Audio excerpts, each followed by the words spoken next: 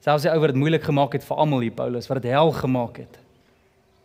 Selfs vir hom is my genade genoeg. Kom ek vra jou 'n persoonlike vraag. As dit kom by moeilike mense tans in jou lewe, hoe voel jy oor daai stelling dat God se genade oor jou en hulle is presies dieselfde? Dat God se liefde vir jou is nie 1% meer as vir hulle nie. En ek weet ons sit nou vandag met ons Sondagmaskertjies, maar julle baie keer kom ons kerk met ons skynheiligheid. En ons wil net hê mense moet berou hê oor hulle verkeerd en hulle moet reg kry.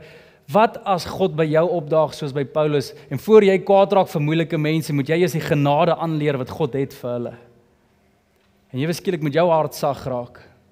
En Paulus toe nogal mee, hy gooi dit nogal in en hy sê, as julle net na my geluister het. 'n Ou wat genade ken, sê nie daai woorde nie.